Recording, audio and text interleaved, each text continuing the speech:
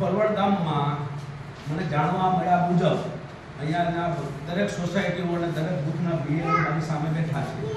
એમાં 4-5 બીએલઓએ મને એવી જાણ કરી કે તમારા વિસ્તારમાં એટલે ફોરવર્ડ ગામમાં 4-5 સોસાયટી એવી છે કે જેઓ આમાં ભરવા જ નથી માંગતા. આજે નવી જે સરની મતદાર યાદી આવે છે એમાં ફોર્મ ભરવા જ માંગતા નથી, પણ એ લોકોને એવો ખ્યાલ નથી કે એમને કોઈ બીજી રીતે ભરમાવવામાં આવે છે. જો આમાં તમારું નામ એડ નહીં થાય તો આમાં એડ કરવા માટે તમારે પછી જાતે જવું પડશે. એના કરતા 11 તારીખ સુધીનો સમય છે. હજી તમારી સોસાયટીમાં બીએલઓ બેઠા છે, 11 તારીખ સુધી આવશે. જો 11 તારીખ સુધીમાં ફોર્મ નહીં ભરાય તો તમારે જાતે સ્કૂલમાં જઈને બધા નામ એડ કરાવવા પડશે.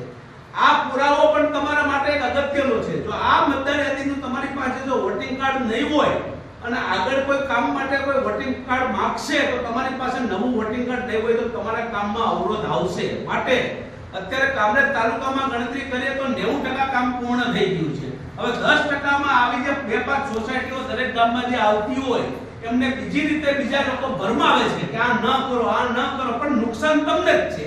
માટે 11 તારીખ સુધી અમારે બીએલઓ આવશે. એમની સાથે તમે વ્યવસ્થિત રહીને ફોર્મ ભરાવો અને કામ પૂર્ણ કરાવો. જય હિન્દ, ભારત માતા કી જય. હવે આપણે શું કરવાનું છે બીએલઓ મિત્રો, સમજાવી દો તમને. મારું ખાસ કામ આજે તમારું જે કામ છે તે બરાબર છે. તમને જે એએસપી ની યાદી આપેલી છે એ એએસપી ની યાદી એ તમારા બીએલએ સુપ્રત કરવાની છે. બરાબર છે. એને મેં જે કીધું એ બધું એને સમજાવવાનું છે. તમારે એની નીચે સિગ્નેચર લેવાની છે, તમારી સિગ્નેચર કરવાની છે અને આપણે જે પોલિટિકલ પાર્ટીઓના માણસો હાજર છે એના ફોટોગ્રાફ્સ લેવાના છે. એ ફોટોગ્રાફ્સ તમારે તમારી એ લઈ અને શું કરવાનું છે કે આ આખી આ જે મેં તમને યાદી આપી એની પીડીએફ બનાવવાની છે અને નીચે છેલ્લે જે ફોટો પાડ્યો છે ફોટો બી પીડીએફ માં આવી જશે. એ તમારે મને સેન્ડ કરવાની છે. તમારું કામ આજે આટલું જ છે. બરાબર છે.